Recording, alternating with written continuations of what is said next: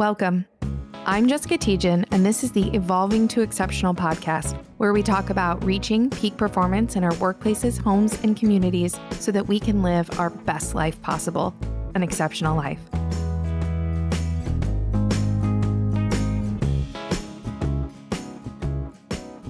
Welcome back to this week's episode of the Evolving to Exceptional podcast. I have Steph Barron here with us today. She's an HR executive and VP of Human Resources.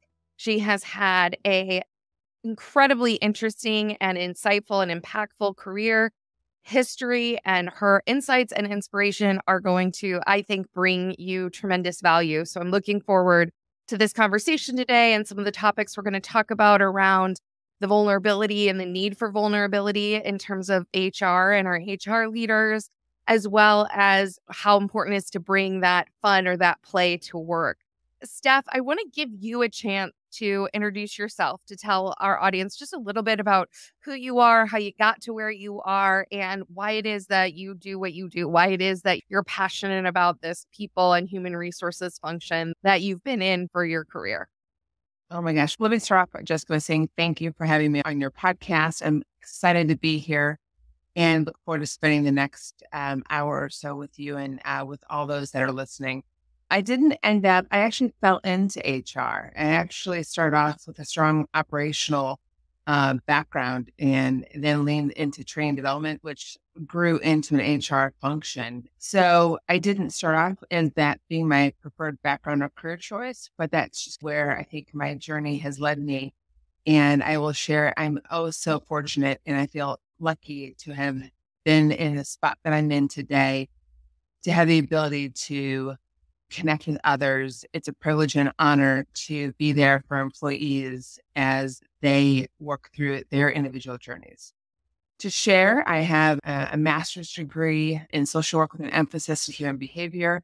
I've been in HR for over 25 years. And as of late, I've leaned into more of even the career development side of things, of hiring the whole human and what that really means.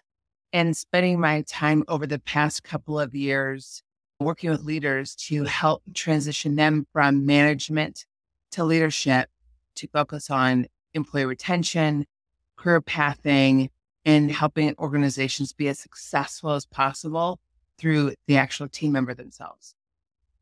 So when I hit on something you just said, because I think it's really impactful, and that's the hiring the whole human. And I'm curious if you could elaborate a little bit on that and what you mean by that and what that looks like. Sure. So when you think about, for those of us that used to have back in the day when there were stacks of resumes on our desk for that one position, and you were lucky if you got that call back. And then just not even through COVID, but just through evolution, things have evolved in the workspace where even as early as 5 years ago, there wasn't an Uber or a Lyft or someone doing your shopping for you as an opportunity for additional income for your family, or a side hustle, or Pinterest, or whatever the case might be that exists today. So the market has become saturated with opportunities. Smart people do smart things, right? Risk takers step in and try their risky stuff. And as a result, that's made it more competitive for employers as well as HR professionals to find the right talent. We all know that who we are isn't always who shows up at work. And so over the last several years, society, health and wellness carriers, and professionals have leaned into, we're human. We have more divorced employees now than ever before. We have blended families. We have single parents that by the droves. We have drug abuse, alcohol abuse, and all of those things exist while employees have to work and maintain household. And so realizing that if we can meet somebody where they are and we hire them holistically, I think it's done a couple of things for me professionally. I've had great success in employee retention and loyalty and commitment from them to become a preferred employer where I am today and previous places, because that is life. Those are things that happen, and it doesn't stop the need to work and earn a living.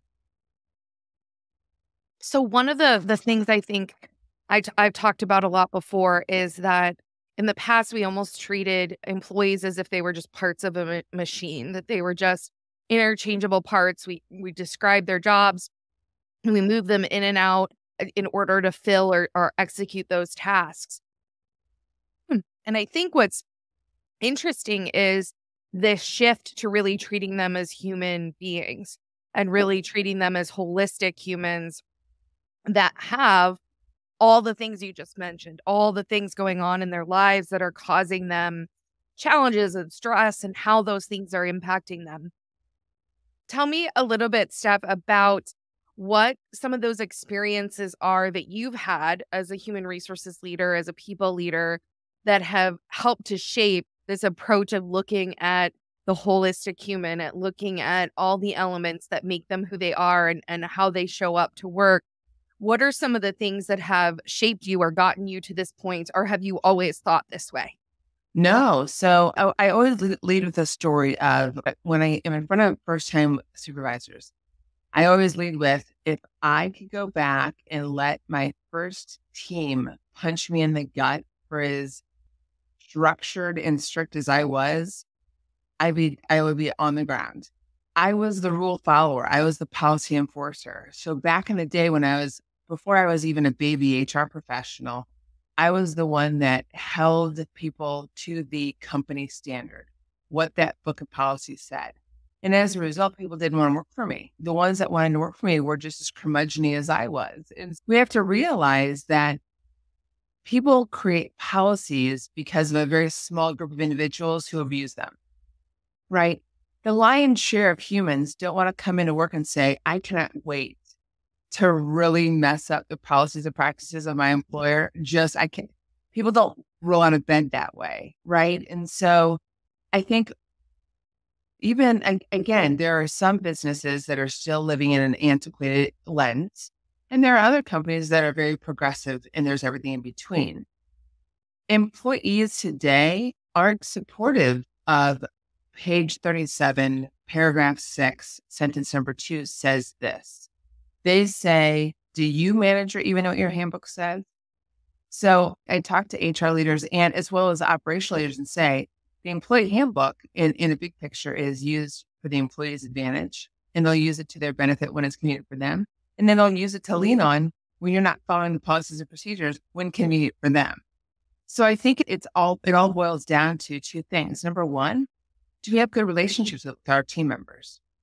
If you have good relationships, the employee handbook is nothing more than just a guide, right? And number 2, are we empowering our leaders to be reasonable? Do they know what it means to be reasonable? What are the parameters in which the organization can support them to make those independent decisions? And I lead with 2 things in mind. I want you to do the right thing, whatever that is. And as long as you can defend it, I support you. So if you lead with doing the right thing, even if it's outside of an employee handbook or policy manual, but you're doing the right thing, hopefully the conversation ends well too, right? And so I think it's a matter of evolving from, I call it parenting to partnering. So again, 10, 12, 15 years, employers were the parent. Here's what you do. Here's when you do it. Here's how you do it. Move on. Now it's, let's collaborate. They're not employees, they're team members. They're not managers or supervisors or team leaders, or they're part of a group or a pod. And so today's world, from a successful, progressive, employee collaborative perspective, people want to have an opinion. They want their voice to be heard. I'm doing the tasks day to day. Why won't you ask me what we can do to make it more efficient? I probably know better than everybody else. But historically, we were the hierarchical viewpoint. So since we were the boss, we implemented the changes as we saw fit versus what makes most sense. So I used to be that manager. I used to be that person. And really hard conversations came my way to help break me out of the mold. So it's interesting as you talk about the history of that leadership or those phases of leadership. It reminds me of a book by Alan Watkins called the HR revolution. And he talks about the history and detail of these different phases that we went through, starting at the very beginning of work, where it was that patriarchal, that family style, that parenting that you were talking about. I'm going to take care of you. How that then progressed from patriarchal to process, to then power, to then profit, to then people. And now we're moving into this paradox world where we've got to hold and be able to hold competing views. And what he talks about that I think is really interesting, and it highlights, I think, your own experience, is that all leaders go through all these phases. And it's just a matter of how quickly they go through them. So as you start leading people, as you start to learn and have those experiences, you probably start in a patriarchal approach, in that parenting style kind of approach. And then you move into that process and compliance and how do I rely on the handbook.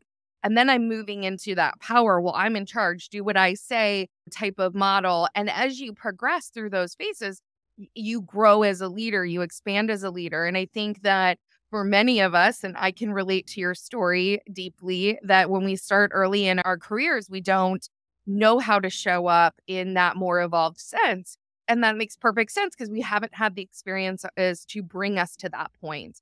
What are some of the experiences that you had, as you talked about, that really pointed you in that direction, that really transformed you from, kicked you in the gut and got you to change your practices or your way of looking at people and performance?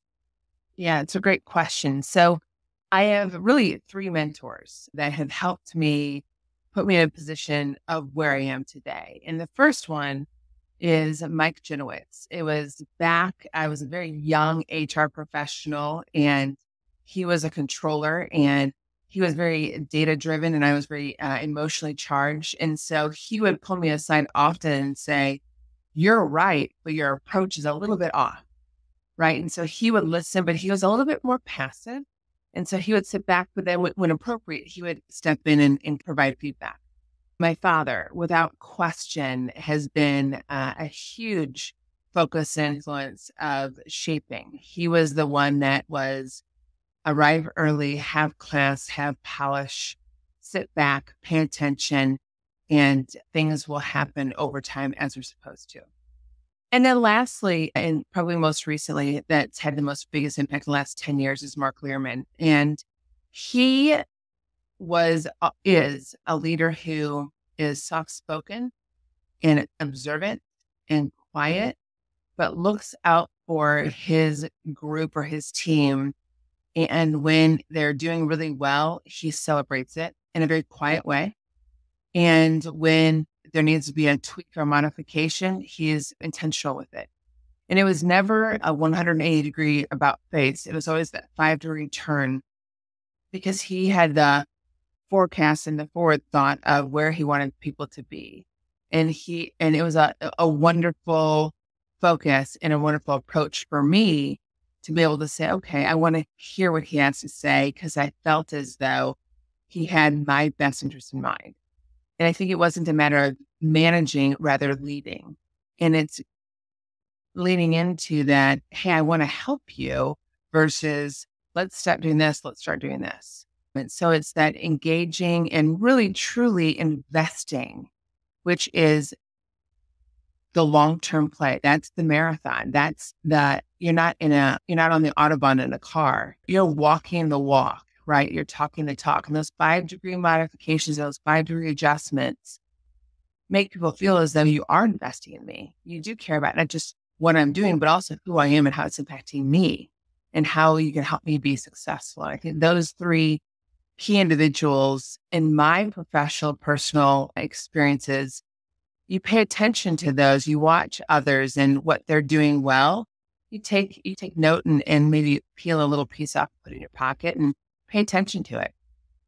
I've also been successful by screwing up a lot, right? And so I have fallen down more times than I care to share. But today, because of recent things I've done in addition to just HR, leaning into vulnerability, I am more comfortable with that today than I've ever been before. And 18 months ago, I would have never, ever had that come out of my mouth. I think it's a leaning into and meeting people where they are and also showing your vulnerability to employees or team members so they see that you're human, not just a title or not just a department. Well, and I think that you hit on something really important there in that there's this almost sense, and I'll speak to myself. I won't speak on behalf of all HR people, although I would be curious to ask. But in my career, this sense of I need to be right. I need to know the information. I need to be the expert. I need to be the one who brings the answer or the solution or when you're early in your career, this need to be the person that everybody turns to. And so admitting when you don't know something or admitting that you maybe need support or additional help or additional information or resources can be, I think, difficult for those in the HR function. I would tell you that it was difficult in my personal life, my professional life, and everything in between. Particularly, I was a young supervisor. So I was managing, right? People that were twice my age that were old enough to be my parents. And so when you think about, and then that's one factor is being a young professional, leading those that you're junior to. Number two, the element of responsibility. So when you're young, that responsibility equals power.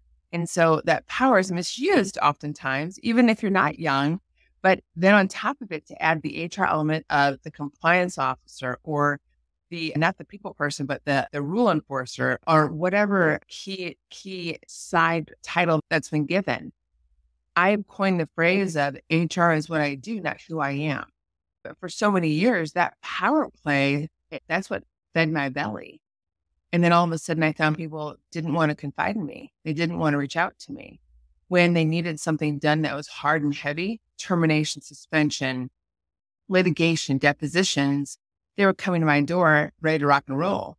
When it came to talking about someone's wedding, a college graduation, kindergarten for the first time, loss of a loved one, they weren't leaning on me. They weren't sharing with me because they didn't find that compassionate side that I didn't display because I was who I was portrayed and behaved with what I did. And I think that was for a long time career limiting for me. But I didn't realize it until later on in life when I went through experiences personally that I now relate with people so much more than it actually has done now that I've had some of those tough moments in life. It's actually done even more good today than ever before by being vulnerable and realizing that people don't want to be, who wants a boss? I don't want a boss, but I want somebody who can, hey, Steph, do you have a second? Is this an HR conversation or a Steph conversation? And to have that trust and that rapport for them to say, just a Steph conversation. And I say, okay, that's great. And again, HR is what I do. When you go to work every day, you don't say, I'm going to go talk to operations. You're going to go talk to John or Joe. You don't, but today people still say, I'm going to go to HR. I would rather have people say, I'm going to go see Steph for a second. I'll be right back. And people know, oh, that's what Stephanie does. That's not who she is. I love that. And one of the ways that we talk about this from the neuroscience perspective is that we are always evolving human beings, that at our core, I am an evolving human being. And that means that I'm always growing through limitations, challenges, issues, experiences, my encounters with other people and the encounters I have in my environment. And I think what often we've lost sight of or potentially lost sight of in terms of the HR function or the people and performance function is a focus on fixing or improving, or somebody's not whole as they are, they're incomplete, there's something wrong, there's something missing. And so instead of looking at us all as ongoing, improving, continuing to change human beings, that means we're never in a done state. We're never in I've got all the answers, I've got it all figured out. We're never in that state, whether we're an HR leader or another type of leader. That allows us to be more vulnerable. That allows us to engage in those types of conversations more easily because we're not trying to hold some standard. Instead, we're acknowledging and having conversations around how do we keep improving? How do we keep evolving and growing? And when we take it to a a neuroscience perspective, there's nothing wrong with how you're created or you're wired. Your nervous system, your brain, all of your neural pathways wired together perfectly to meet your needs, to serve your purposes in the best way that your body and brain knows how to do it. That doesn't mean it can't do it better. That doesn't mean you can't intentionally create a new neural pathway. You absolutely can. And you have to do it intentionally. You have to make that choice to be different, to show up differently, to engage differently, to evolve the way you perform differently. One of the terms you used a little bit earlier that I really liked was the term partnership and being a partner. We use that term too as looking instead of leaders and managers as people managers, but instead as performance partners, and looking at those conversations as, how do I help support this person to improve their performance outcomes? And when you can look at it from that perspective, I think then you can bring in that holistic piece, because if I'm ignoring this person's going through a divorce, that's certainly impacting their performance. So we either need to deal with those emotions and figure out how we navigate and manage them in the workplace, or those emotions are going to deal with us, right? They're going to get in the way of the performance. Absolutely. And you bring up a great point. When you come back down to HR in many cases, and again, I would be interested to hear what other HR professionals listening to this podcast believe, but there is in my experience, an understanding of HR is the end all be all. And that just simply isn't the case today. But there is a perception, and I still think it's a thick woven cloth of a large portion of the workforce to say, oh, HR is over there on an island. We are all over here. And I always, every chance I get, I share with my team, I work for you guys. I'm here for you. If you aren't successful, if you aren't supported, I don't have a role. Right. And I also believe that people work so hard to have work and home life separate. And we often share our moments and our stories and our experiences of where it's become blended and where it's become muddied and where it's become bloody and where it's been redefined. And I think one of those big things is the cell phone and social media, right? When I started in the workforce, there wasn't social media to see all of my indiscretion, thank goodness. But today, that's just part of the process. But I think it's important to realize that when we have somebody who's dropping in performance, to your point, and if we don't manage it, it'll manage us. More importantly, I think about, I've been through a divorce. I've been through the death of a parent. I've been through things with my family that other employees have.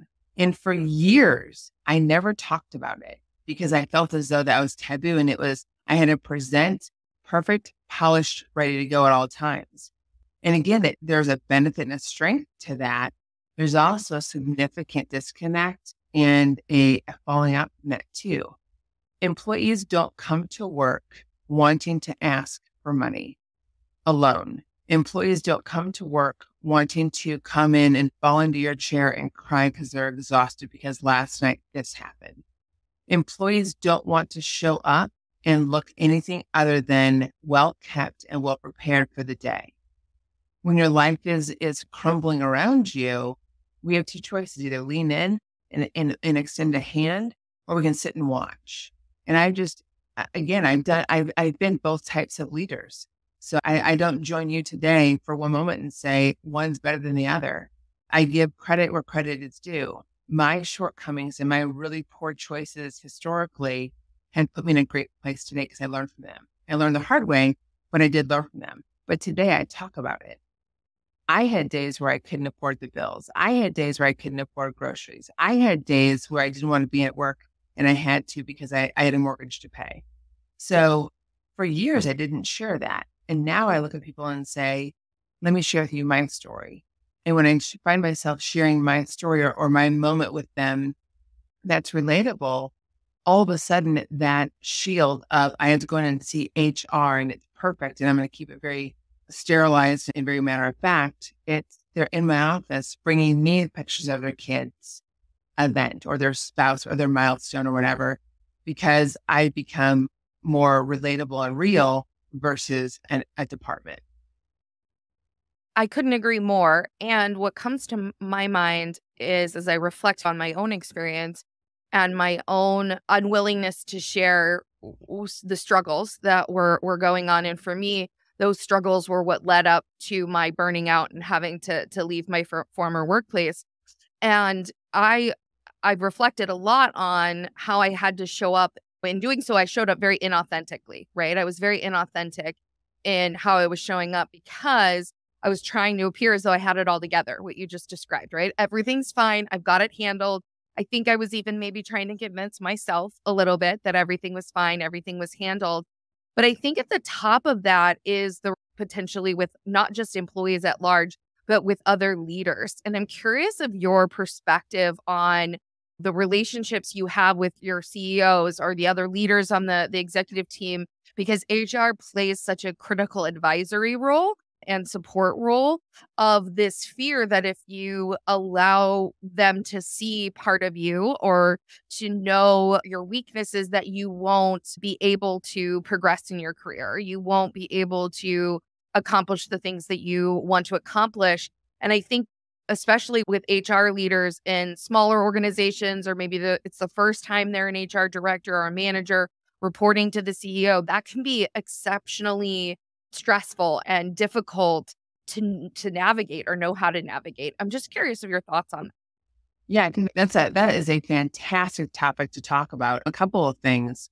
I've been wildly, radically unsuccessful in my past with connecting with key executives because they did have what I felt and thought and believed to be the perfect world.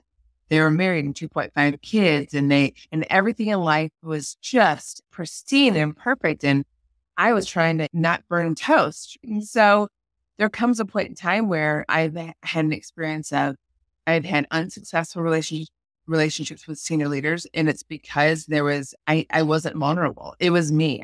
Again, I have to own my piece. And to your point, Jessica, it's hard. And if you are an advisor of a group steering the ship, you can't look flawed. You can't have a hole in the boat, because if that's the case, they actually might throw that dinghy out and go find a new one. And so what I have found today through making those mistakes of appearing perfect and all of a sudden things are crumbling, because there does come a point in time where all of a sudden you have to bring somebody in at work and say, there's some things that are going on. And again, it's a very humbling experience.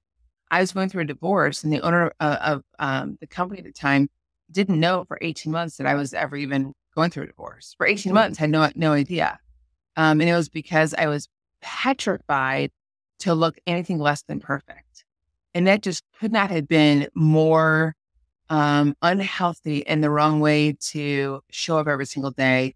And today I welcome people to be who they are. But back to the key C-suite perspective, what I've learned today is what I would tell those that are up and coming C-suite folks, or those leaders that are going to that next level, is work with those other key members one-on-one, right? Get to know them and have conversation, have coffee. So today there's 7 of us on what we call our panel, and all of them have very unique stories. I have one leader who has more than one marriage, and the kids from before and after don't necessarily have a great connection.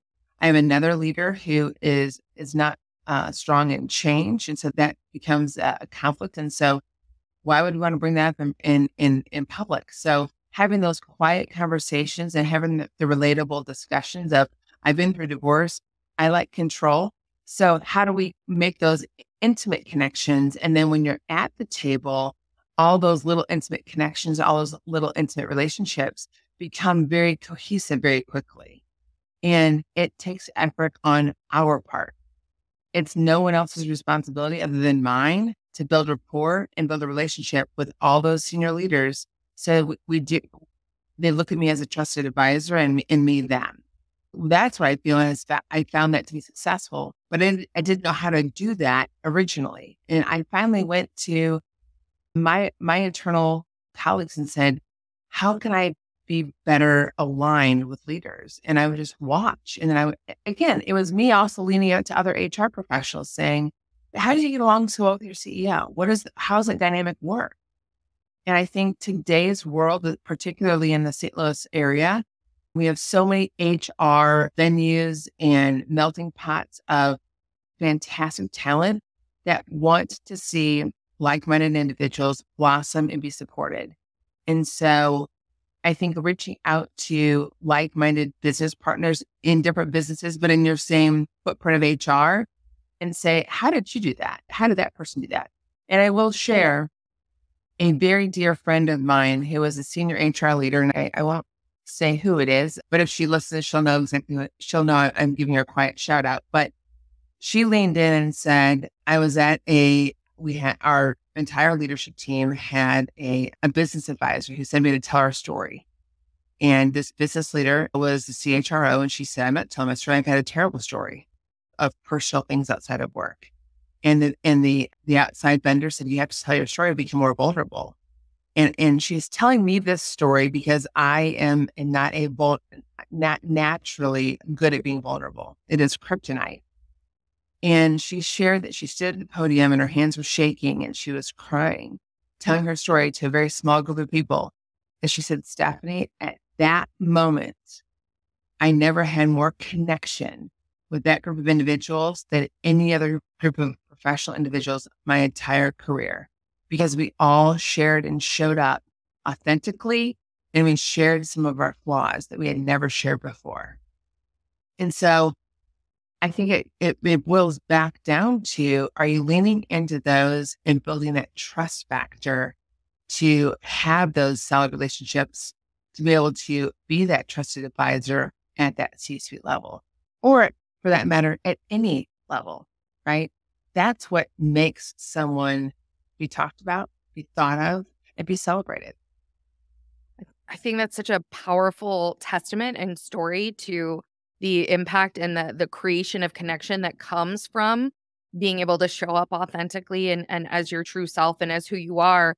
And when we think about, from a neuroscience perspective, our gut brain, where we have neuron and neural networks in our gut, is one of its functions. And one of the functions that it's responsible for is both safety, action, and our core identity.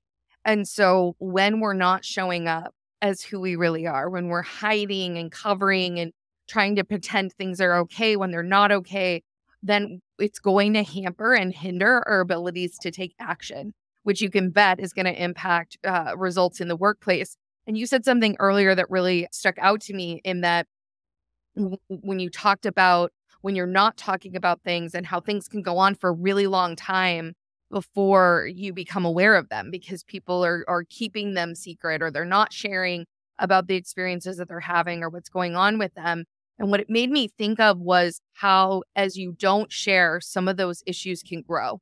And whether it's substance abuse problems that continue to grow and expand because there is nobody there for that person, whether it's limiting beliefs or whether it's relationship challenges, or you could come up with a whole host of things that, if resolved, if there was a space to share and gain support from and work through those challenges, would create a different result in that person's life and limit the long-term impacts or the long-term negative impacts that might come out of not addressing it or not putting it on the table, and having that person have to show up and keep all those things hidden or are under wraps, or whatever you want to say about them. Which ties to performance, which ties to attendance, which ties to not showing up for your work, or whatever the case might be. And again, you have a couple of different types of viewpoints. You have leaders that say, I don't want to get involved. That's their personal business. I'm going to stay in my personal space, and I'll let that, if they need something, they'll come to me, but I'm not going to engage, right? There's that type of leader. There's the HR leader who is very much, hey, what's going on? What's going on? And gossipy and too involved. And there's also the individual leader who says, we're here to do a job. I don't care what happens. You need to be here and show up and do your thing and go home and handle that outside of the office. And I think that there's varying degrees of things in between. And I've been known to be overly compassionate to a fault. Then I give people the wrong impression that I'm too available for them. And again, my pendulum has swung both sides, extremely structured and very direct, to giving people too many chances. And where's that balance? And again, it boils down to when you're in an HR capacity, trying to lead, coach, guide others, you have to know who your audience is and be able to have the emotional intelligence to pivot with who's in front of you. So if I have a group of engineers, the chances of me being really touchy-feely with them and them reciprocating is highly unlikely, right? So I call those guys, I had a group of engineers that worked together what they called the war room. And I would walk by every morning and I would smile and go, "Hey, good morning, guys." And not one would ever look up at me. It was, their heads were down. They're like Mozart on a keyboard, just would not move. And then one day I got a chat that said, "Good morning, Steph." And I went, oh, I broke through. I was just communicating with them the wrong way. So then I would walk in and I would send a chat, "Good morning, everyone." And then I would get I would get acknowledged, right? But I'll share with you, engineers have a hard time talking about what's going on in their life. The lion's share of them are quiet, soft-spoken, introverted, focused on the programming and data, shut down and go on. Then you have customer service team members who are very chatty and very social, and they share a lot of things with each other, sometimes too much, right? And so how do you find that balance as an HR leader, as an ambassador of the business, and to represent the brand and support the legacy of what the company stands for while maintaining integrity and longevity within the workplace? And I think what's interesting is when you think about, I like to say that there is no barrier in the brain between the workplace and your home life. There is nothing that separates how your body and your brain is working to produce results in your life, both at work and at home. They're intermingled together. And Have you ever been told, don't treat me like I'm an attorney? I've been told, don't HR me. I'm not one of your employees. And so that it happens. We don't mean for it to bleed over one or the other, but it does. It does. And what that means, I think that takes it even further, is often the issues that we see or the challenges that we have in our personal life are also reflected in our work life. And that the root issue of that challenge, so whether it's relationship challenges, whether it's a dysregulated nervous system where people are very reactionary in their response to other people, if that is happening in a relationship in the workplace, it's also happening in the relationship at home. It's the same root issue that's occurring in both places. And so when you can gain a bigger picture from people about the challenges that they're experiencing and you have that level of trust, then you can actually get to the root of the issue. And I talked about this in my SHRM talk last week, of that, how often we stop at the behavior when we're looking at an issue. So we don't like an action that an employee is performing or something that's happening. So we're like, okay, what behavior needs to change? Instead, we have to go much deeper. We've got to go into the thoughts, the feelings, the emotions. But even below that is the rooted neural pathway, is what is in that person's physiology. How have they always operated before? And if there's a pathway or a pattern there for them, it's going to be incredibly difficult to change that by saying, set some good goals, change your habits. It never works. And that's, I think, what gets to what you said towards the beginning of this podcast, is that people don't show up to work to do a bad job. I've never had anybody that I put on a performance improvement plan want to fail that plan, like intentionally show up and do a bad job. There's something that's underlying that issue. There's something that's deeper that's going on. And the more we can understand about the people that we're interacting with, the more we can help them by getting to those issues. And I think it really is a transformation of looking at the HR function as to truly supporting the whole human, the whole brain, the whole performance, the whole person, because there is no separation within the human and within their neurology and their neurobiology that separates how they perform at work and what they do at home. It's all intermingled together. And so it's a misnomer to even think that you can separate the two things. I agree. And keep in mind, I've talked to employees who have had very challenging moments in their life, or whether it's work or home work, a combination thereof. And I walk away thinking, oh my goodness, if I were in their shoes, I wouldn't be able to function as successfully as they are right now, even at 50%. So when I look at it again, and I say that a little bit tongue in cheek. I want to make sure I'm being authentic to say I used to be that former HR leader and operation business person who judged. I passed a judgment on if they would just do these three things, they wouldn't be in this situation. If they would just stop doing this, they wouldn't be in that situation. And so I will share with you today with conviction, that's baloney, right? I was fortunate to grow up in an environment with two parents. I was fortunate that my parents had full-time jobs and maintained a reasonable living. I was fortunate that I wouldn't say fortunate that my father had his master's in statistics because I don't like math, but how lucky was I that I had somebody at my dinner table when I was doing homework to help me, right? And we think about today when I have single parents in my office saying, I can't function because I'm afraid that my 8-year-old's at home by themselves and the door isn't locked.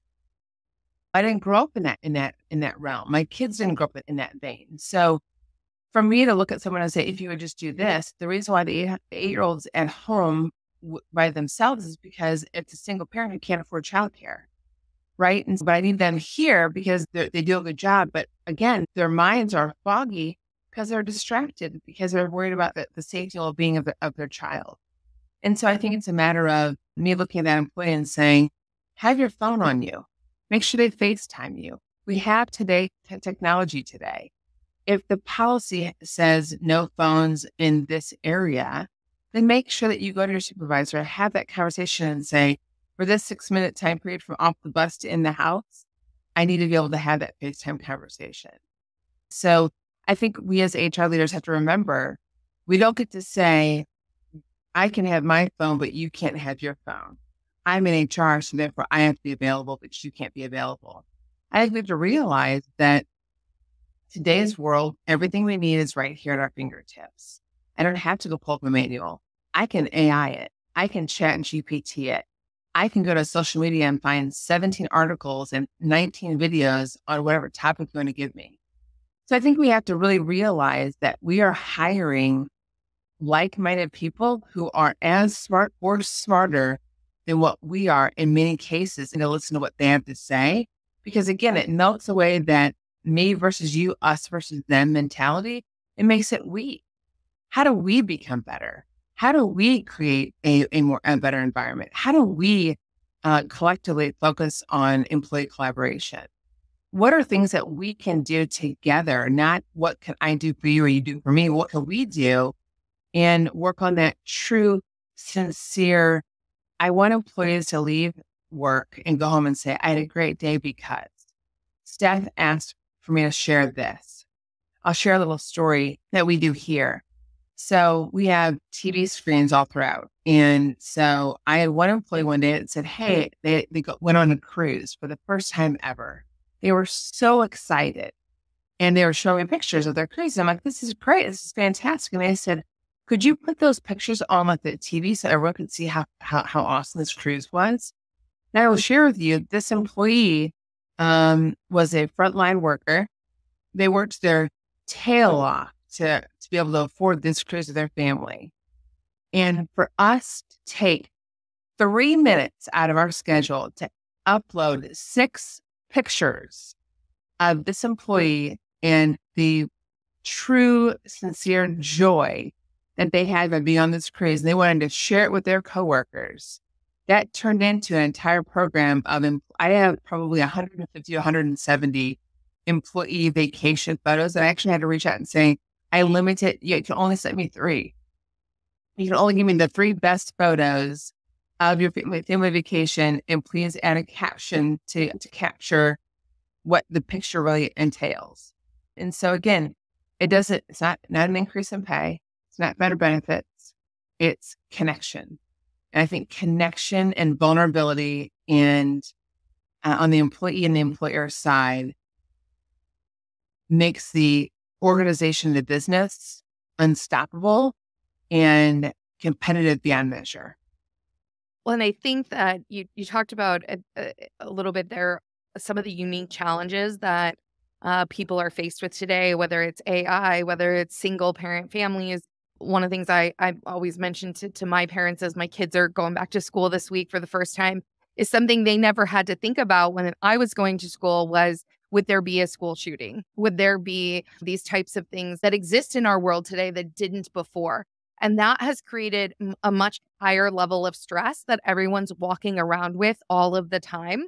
And so these examples, and I love your examples of the vacations, and are such a fun way to create the connection and the compassion and that relationship with others, which help to bring that stress down, which help to balance out the stressful experiences that we have in our lives and regulate our nervous systems and bring us back to a place of joy and happiness and positive emotions rather than being forever stuck in our head with analysis and thinking and worry and fear and all the things that come from that high level of stress. You and I talked a lot in our first phone call about the importance of play at work and having fun at work. And I left that conversation and really spent some time thinking about that, because I think oftentimes we do think of work as something I have to do, I have to get through or suffer through it.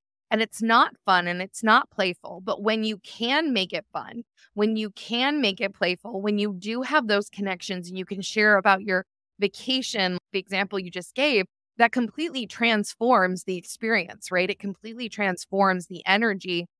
Tell us a little bit about why you think it's so important to create that atmosphere of play or fun in the workplace. I think it makes us human versus coworker X, Y, and Z. I think it makes us focused on being authentic and not just neighborly, but have care and compassion for others. How many times do we as a company show up for, someone's funeral at the workplace? I think it allows for authenticity. I think it builds trust. I think it helps with mental health. And so companies today, they post on social media a soccer game, a kickball game, a barbecue. That's not tied to come work for us. That's tied to look how awesome we are as a group, look how much we love each other. And certainly it catches your attention, right? It also provides employee well-being. It lets people learn from each other. It builds team cohesion and team building. It allows us to be effective as leaders. So I think we do a variety of things that just surprise. I'll share. You think about all of us have kids that are going back. Most of us have kids that are going back to school this week. I took it upon myself. We all know that social media has the back to school pictures of then and now, and here we are, and this is the next year. And we all of us employers have social media Teams or Zoom or whatever our platform is internally to share employee communication. We actually said, hey, show us your kids' pictures. But before that post went out, just share to be authentic and be thoughtful and mindful, which I think is really critical of an HR and leadership team. I had a couple of employees that either don't have children, not by choosing, but by misfortune, or B, don't have that first day great back to school because it's a struggle. Mm-hmm. And so I went to those individuals first and said, hey, we're thinking about sending this message out. I know this is hard for you. Are you ready for tomorrow, or has your son or daughter returned to school? How did that go? And so because I worked really hard, and again, it's a job, you have to update policies and procedures and practices, and you have to do the trainings and the compliance, and you have to do all those things in the realm of an HR role. What you should be wanting to do that pays off in dividends in the long run is building the rapport. I can share with you and anybody that knows me in HR or not in HR that I've worked with in the past, they know that I know people's employees, their spouses and their kids, and most of their dogs and names. And it's not because I don't know cat names, I'm not a cat lover, but I respect all animals. But I take it upon the level of, if I think about the employee that's in the office and they're having a stressful home life, and let's say it's one of my guys who travels a considerable amount of time. If I can send a note to his spouse or his or her spouse and say, hey, your spouse has been on the road a considerable period of time. Thank you for holding the fort down. Thank you for letting them work with us and do the things we need them to do while you're at home doing pulling double duty. So I think about the play part and the compassion and connection part bigger than just the employee who's in front of me.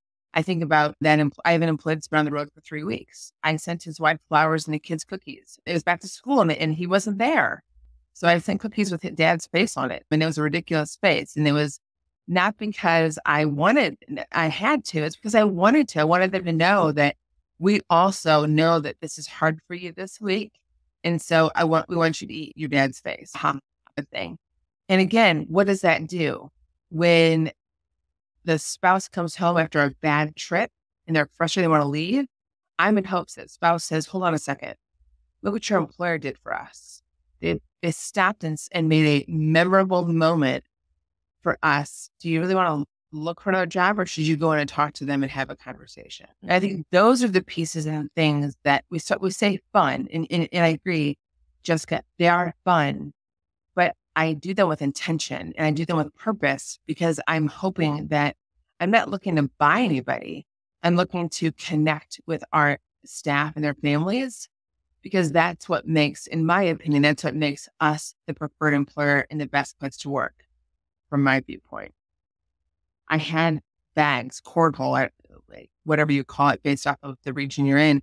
I surprised our owner and had cornhole sets made with our logo on it. He couldn't believe it. He said, I've never seen anything. This is so cool.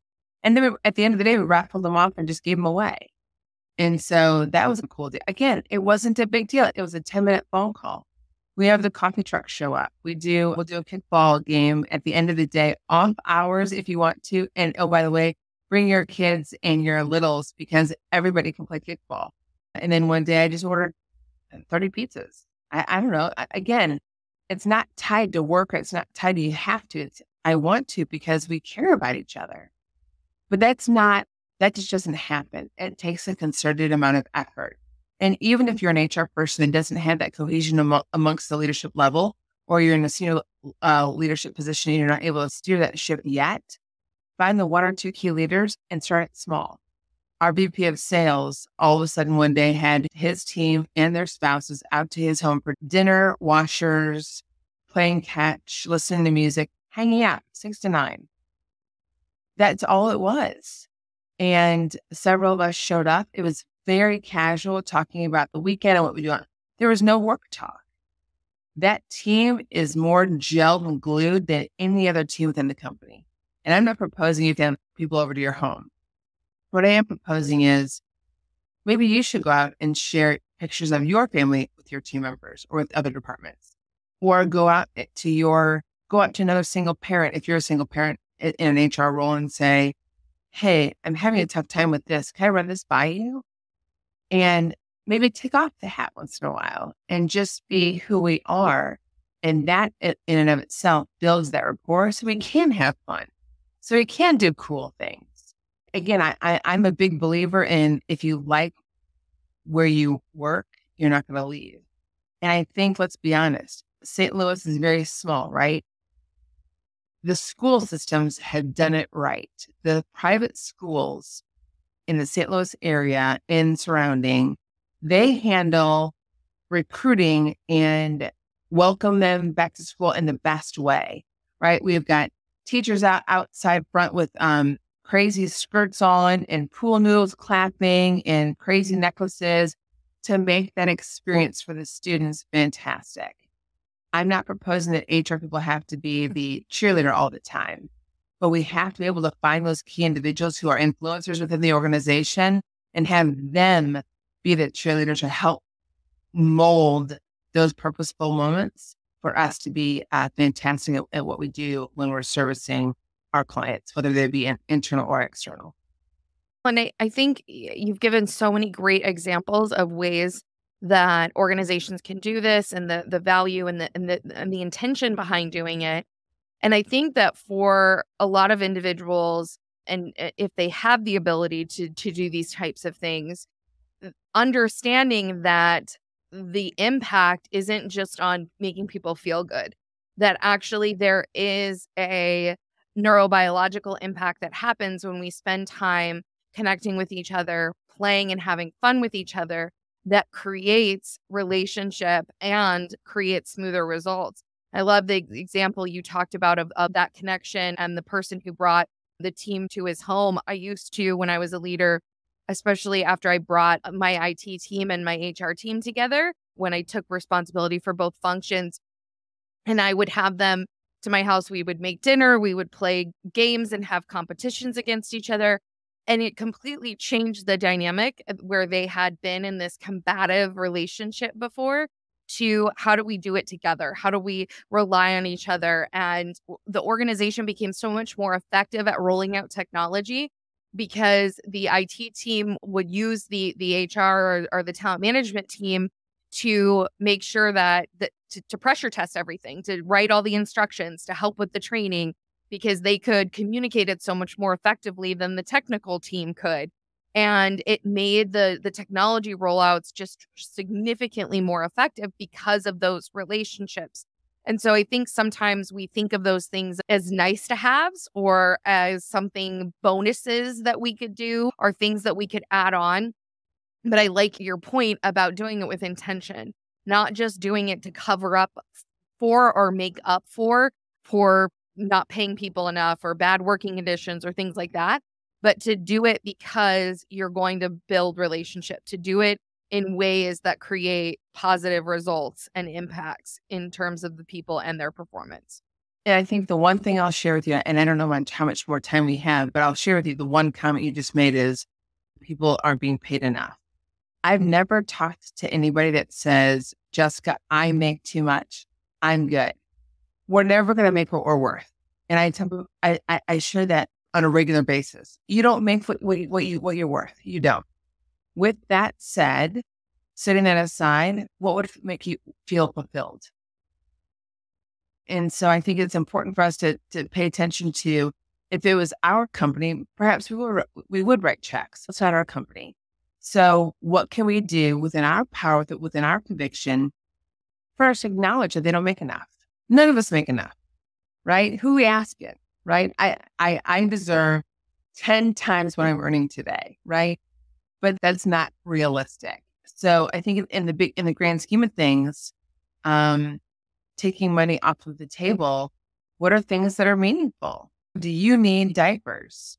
If you need diapers, and again, every C-suite or senior level team has these conversations. Hey, did you know that Timmy's having a tough time with?